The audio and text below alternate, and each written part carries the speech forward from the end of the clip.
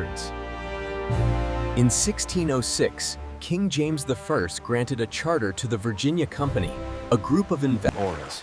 It faced starvation, disease, swammy land, and tense relations with the Powhatan Confederacy. My father offers this grain in exchange for your tools. We accept this peace and hope for fair trade between our people. By 1612, John Rolfe introduced a profitable strain of tobacco. Suddenly, Virginia. In 1619, Virginia established the House of Burgesses, the first representative legislative body in English America. Also in 1619, the first enslaved Africans were brought to Virginia. Initially treated while Virginia grew, another group prepared to cross the Atlantic. English separatists, later called Pilgrims, wanted freedom from the Church of England. In 1620, the Mayflower crossed the Atlantic with 102 passengers. Storms pushed them north of their elections. To maintain order, the settlers drafted the Mayflower Compact, agreeing to form a government ruled by the majority. The Pilgrims endured a brutal winter in 1620-1621. Nearly half died. Throughout the 1630s, religious tensions in England led to the Puritan Great Migration. Thousands of Puritans We must consider that we shall be as a city upon a hill. The eyes of all people are upon us. We cannot allow this taxation to stand. It is unjust. The motion has been made and seconded. We shall now proceed to the vote. Here we shall establish a government founded on the principles of religious freedom and the separation of church and state. By the authority granted to me by His Majesty King Charles II, this land shall forever be known as New York. To reward political allies, the Duke of York granted land south of the Hudson to create New Jersey. Penn designed Philadelphia with wide streets, parks, and a grid layout.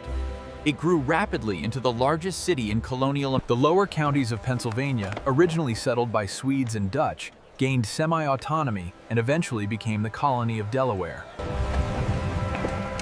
In 1632, Lord Baltimore founded Maryland as a haven for English Catholics. South Carolina's fertile low country supported rice and indigo plantations. African expertise in rice. North Carolina developed differently, with smaller farms, scattered settlements, and a reputation for independence. Throughout the colonies, relationships with native nations varied. Alliances, trade, warfare, and treaties defined colonial. Each colony had a charter outlining governance. Some were royal colonies, some proprietary, others self-governing.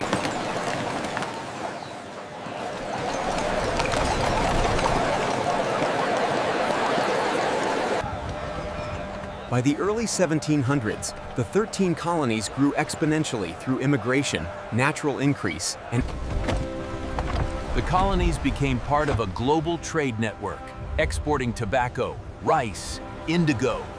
Daily life centered around farms, workshops, and households. Families were large and communities close-knit. You must leave this territory immediately.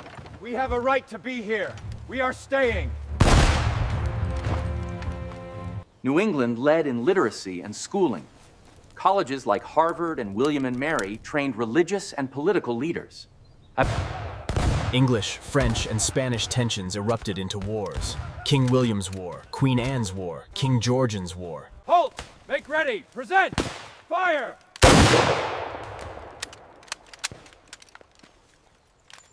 We must unite, gentlemen, for our mutual defense and security. Your plan asks too much, sir. We cannot surrender our autonomy to a centralized government. The colonies must bear their share of the burden.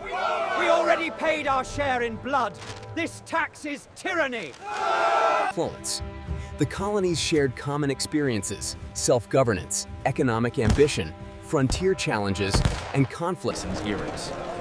By the 1760s and 1770s, the colonies were no longer fragile settlements. They were thriving. The establishment of the 13 colonies, through struggle, cooperation, conflict, and perseverance,